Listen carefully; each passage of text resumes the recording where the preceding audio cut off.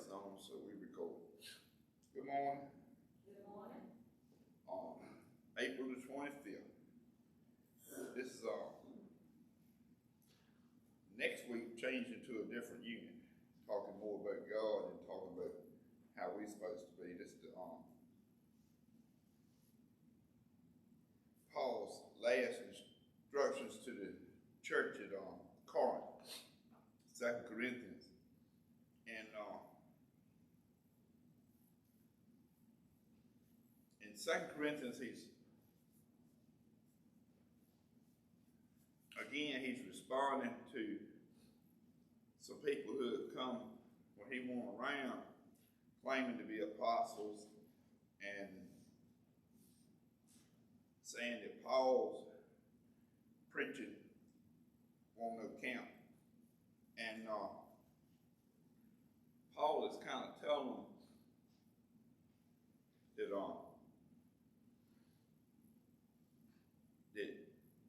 it doesn't bother him that people put him down. He said it only bothers him that somebody might lead the people in Corinth astray from Christ. But Paul says, nothing that happens on earth can really hurt me. And so he's trying to tell them, you got to always be faithful that what God has given us through Christ, nothing can take that out of us if we don't let it. And he's talking about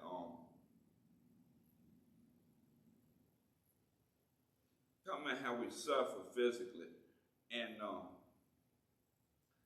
he talks about how we're just clay pots. And there's a hymn we sing about,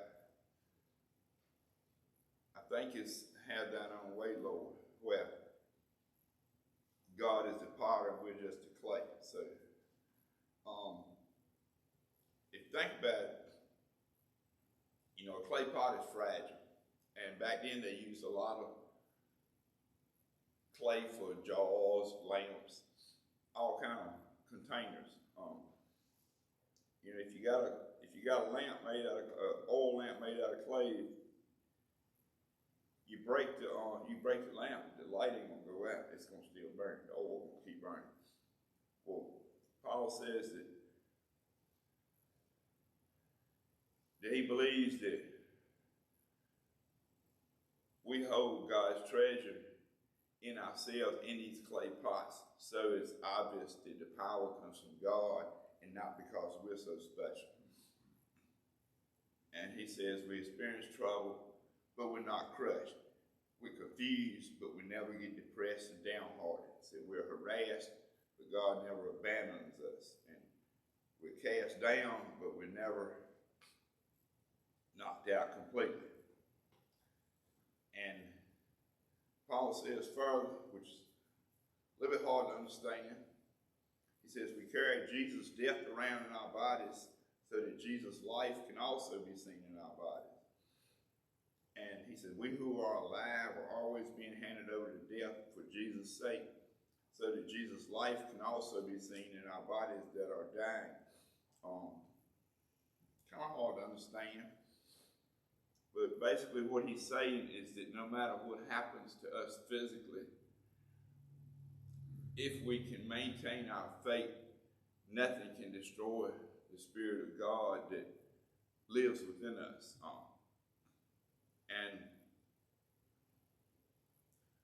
we're all old enough to have been sick, seen sickness and death and suffering in people. And it always amazes me how someone who has faith in God, the person who's doing all the suffering never seems as cast down by it as all those the loved ones and friends who have to watch them suffer. But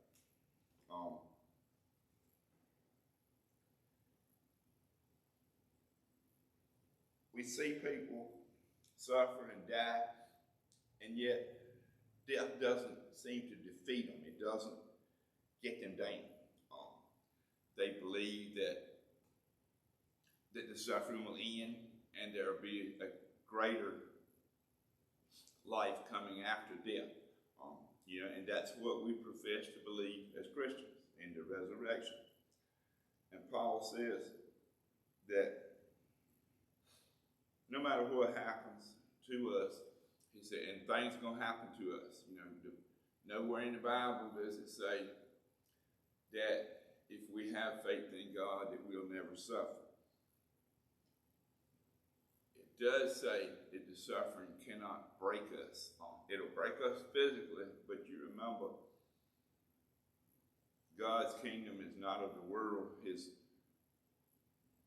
Our reward that's coming is not of this world. So, and whatever happens in this world passes away. So no suffering is forever.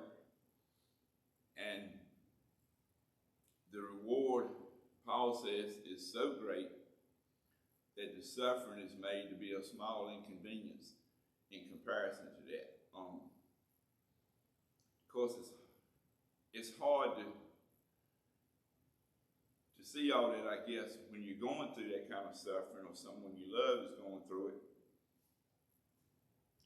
But Paul is adamant that all these things we have to suffer are minor compared to what awaits if we maintain that faith. And Paul says also that we are fragile and suffer and can be broken like the clay pots. So the world can see that though we may get broken physically, the Spirit of God cannot be broken as long as we don't abandon it and lose faith. So it's kind of,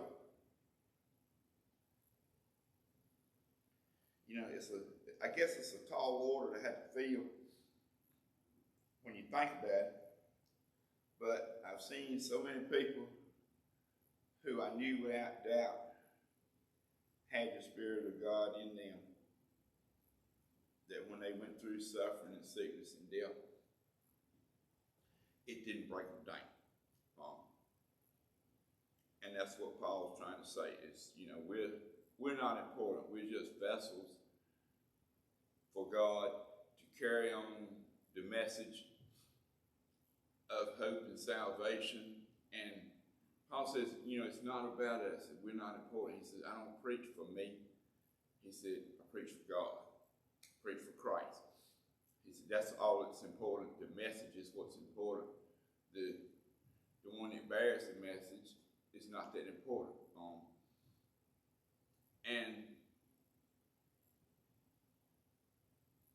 We can see a lot of that philosophy in the Wesleyan teachings that the Methodists, prescribe to, because we're taught that we're to be servants of others, missionaries, ambassadors, but we don't do it for our own glory. We're not doing it to keep up a scorecard. So when we stand before Christ, we can say, look, I did this and this and this, and this is what I got checked off. What do you got on your list?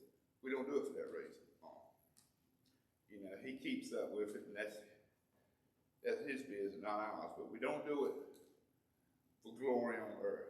Paul says if we do it so people say, look at that person, that's a great Christian now. Paul says that don't mean nothing. And like Christ said about the Pharisees who prayed and worshiped, made sure everybody saw them being real religious.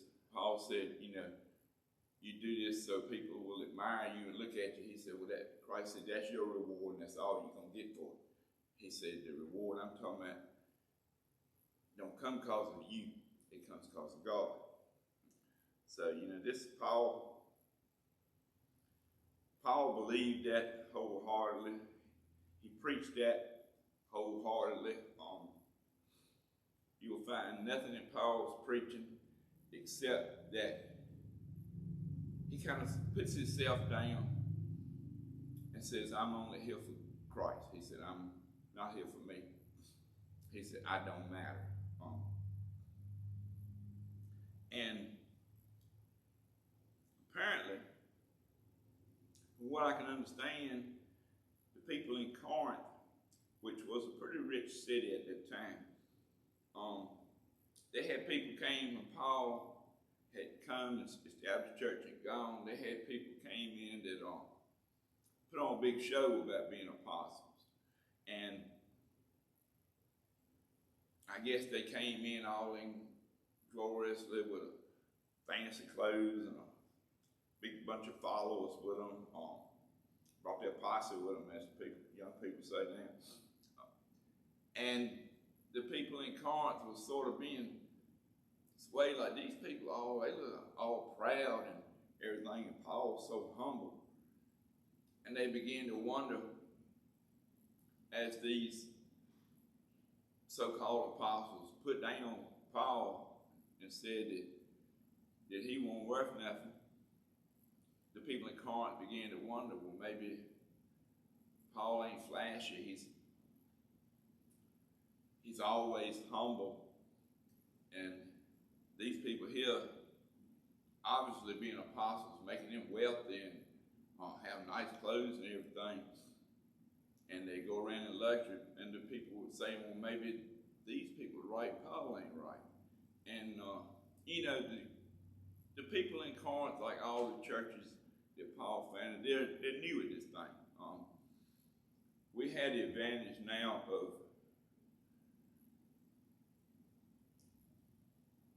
thousands of years of history and people going before us. So, this ain't the first year that White Chapel's been in business. So we got a lot of people who kind of have showed us the way going before us. These people didn't have that advantage. So, they're easily swayed. And Paul is worried to death that these false preachers are going to turn them astray, because what these people apparently were preaching was that the reward is here on earth in physical and monetary luxury. And Paul was like, no, it ain't that way. And you got to say that while Paul is hard to understand sometimes, he's pretty much saying the same thing that Christ said when he was here and trying to teach the original apostles and the people that it's not, it ain't about here on earth, it's about after earth. We're just here temporarily. We're just a vessel to hold the Spirit of Christ and the message of hope and love and salvation. We're just here to hold that message and carry it on to the next person. If we get broke in the meantime, well, it's no big loss. And that's kind of, it goes back to in the teacher book, they talk a lot about the, what do they call it? The servant leadership. I never heard that term before, but they say it's been used since 1970. Anyway, it's kind of like Isaiah talked about the suffering servant. Christ talked about that. We're here to serve God. We're not here to enjoy gifts God gave us, other than we enjoy all creation, that he's given us to live in, and we enjoy the gift of being alive. But we're not here for that. We're here to pass on the message. And that's, to Paul, that's all that's important. We know that he did a lot. He went through a lot of suffering. He was beaten, left for dead, robbed, persecuted, chased, arrested several times. And he was eventually hung, I believe, in Rome, because he wouldn't shut up. And one thing about Paul is you couldn't shut him up. And, he felt like that was his job that God had given him to do. He felt that Christ blinded him on the way to Damascus in the desert. And that was, when Paul had his moment of conversion. And you got to remember, Paul was very zealous when he was a Pharisee in persecuting Christians. And that's kind of, he was like the hit man that they sent out. He'd chase down, hunt out these Christians and get them punished. And that's what he did. And Paul he was wide open whatever he did. And he was one of the most vicious at going after these Christians. And when Christ blinded him and asked him, "Why are you persecuting me?" And when Paul realized what was going on, and Christ had spoken to him after his conversion, he was just as zealous as he was before. You can never say that Paul was lazy about doing his job. But Paul believed, and I think because Christ knocked him down and blinded him in the desert, and then let him be healed after he was able to understand what Christ was about and what Christ was here on earth for. Paul became humble, and he was not humble before he was Pharisee. He was pretty arrogant. And I think Paul realized that he'd been wrong all this time and been so zealous in being wrong that he was ashamed of what he had been, and it made him humble. And these wealthy people in Corinth, I think, didn't appreciate the fact that Paul acted so humbly.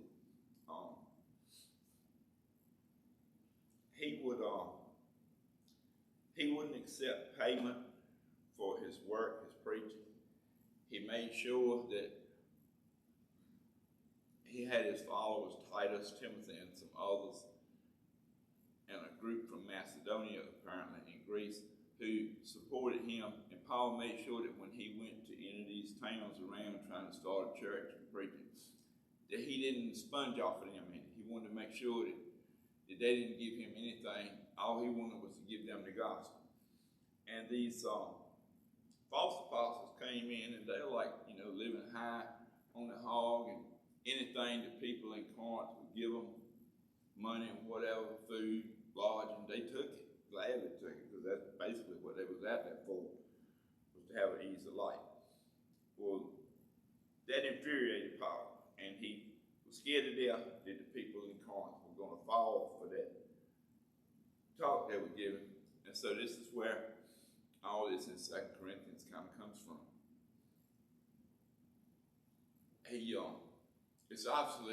It's obvious that Paul loved the people in Corinth and Ephesus and Galatia, all these places he had founded these new Christian communities. And Paul loved these people dearly. And it's almost like he thought of them. He knew they were God's, but he sort of thought of them. He felt responsible for them like children, because he had started them on this path to Christianity, and he felt responsible anything that might sway them. So Paul gets real upset when somebody comes in trying to upset the apple cart and make him look like he's just a phony. Well, it's not because he thought somebody was stealing his glory. He was just that afraid. He believed that strongly that Christ had appointed him personally to be an apostle because of what he had done before. So Paul would almost panic when he'd hear some bad news that these people might be drifting a little bit. So if you keep on reading in 2 Corinthians, he gets really emotional in talking to these people. And he says over and over that, it ain't about me, it ain't about nothing but spreading this message that I'm bringing to you. He said, and that's all I'm concerned about. He said, no, I'm not fancy talking. He said, I've never asked anything of you. He said, all I ever wanted was your salvation. And that's all I ever will want. And And apparently he did get through to them. And they began to realize that some of these people that was among them were false apostles and false teachers, and he got rid of them, kicked them out. But through all it went on, a lot of times, if we try to teach somebody something, they just ain't going to learn it. Finally, you just like, well, you ain't going to learn. You just ain't going to learn. I can't work with you no more. Paul couldn't do that. Paul could never, ever give up. He always, no matter what the circumstance, no matter how bad things were, Paul never would give up. He would never lose his belief that he was doing good in spreading the gospel. And we kind of need to be that way too. We kind of need to not get discouraged, not give up. I know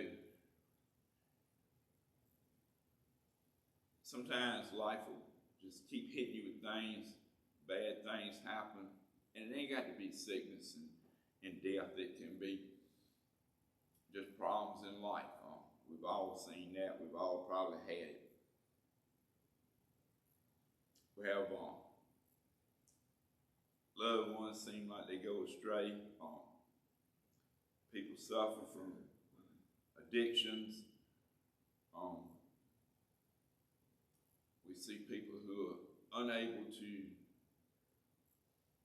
make the right decisions. People will betray us. And it's easy to get discouraged. We have financial difficulties. People lose jobs. All kinds of things can happen. Sometimes it seems like when we always heard when it rains it pours, because that was on the molten salt package. And that's why I always remember that. Y'all remember when the molten salt box, they had the little girl with the umbrella, and it pouring down rain, and she had the salt and it was spilling out. When it rains it pours. And that's why I remember that. But it does seem like when one bad thing hits you, here comes 3 or 4 more bad things before you get back on your feet. And I guess Paul sometimes felt like he was faced with that, because every time he looked like he'd make some forward progress with these people, something would come or somebody and try to knock it down. But Paul never ever got discouraged. He never gave up his faith. He believed that as long as he kept trying, Christ would get some of these people at least to come over to Christianity. And Paul felt like he had to be an example of never losing your faith. And he was that. To his death, he never changed one word of his message. He never backed off from it.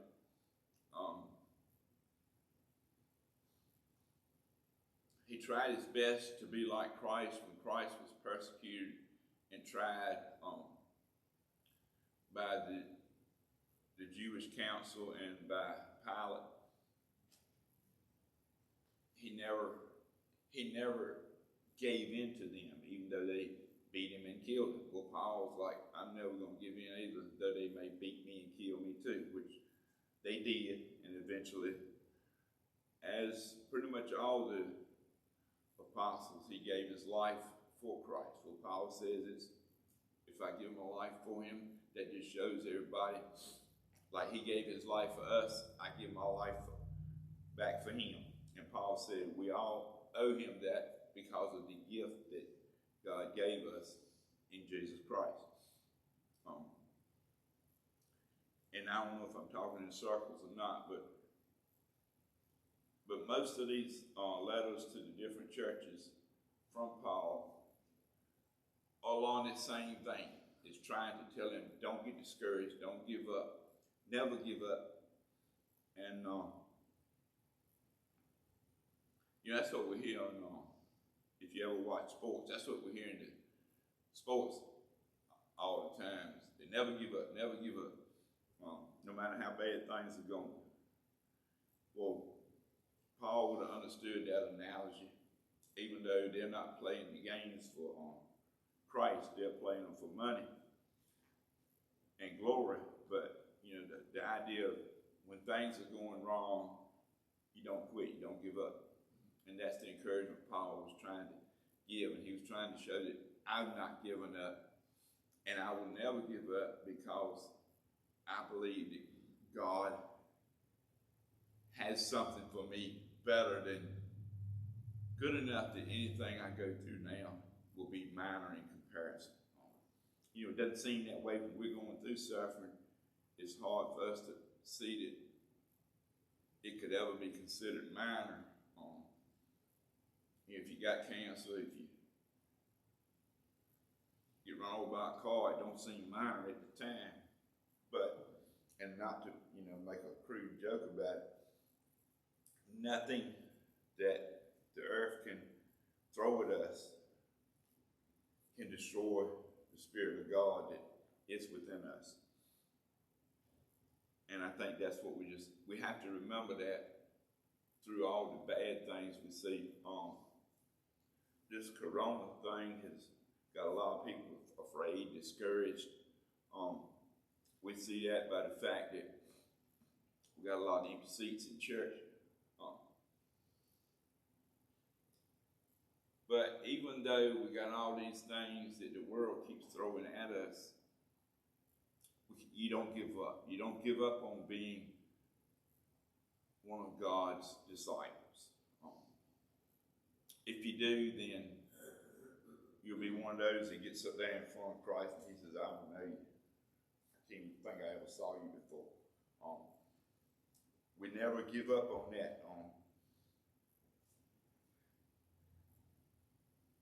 Because we believe that blessing God has given us of resurrection, eternal life, we believe that. So if we believe it, why would we not act like we believe it? That's what Paul's saying. If you believe it, act like you believe it. Be confident that your faith is stronger than anything that the world can throw at you. And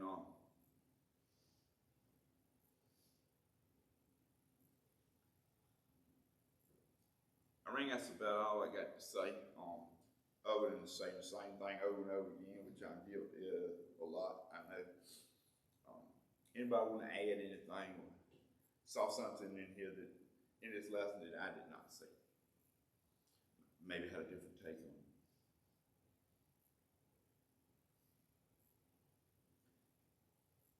We're like clay. God is our potter, and he molds us and makes us. Our outside may break, but if we got him on the inside, we're safe.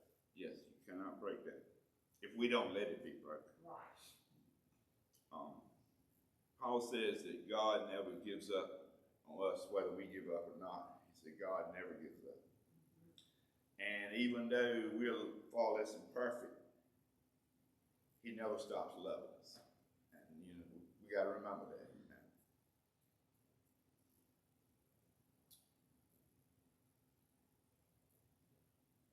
And it's kind of like we have a sacred duty, really, which is to show the world what it means to be of Christ. Going back a lesson to that all things are new in us and nothing is like it used to be with us. That's it's our duty to show that to the rest of the world. And in the meantime, we'll just keep praying that our numbers of attendance will keep coming back up. Because I sure miss seeing everybody. Well, thank y'all. I'm going to be quiet now.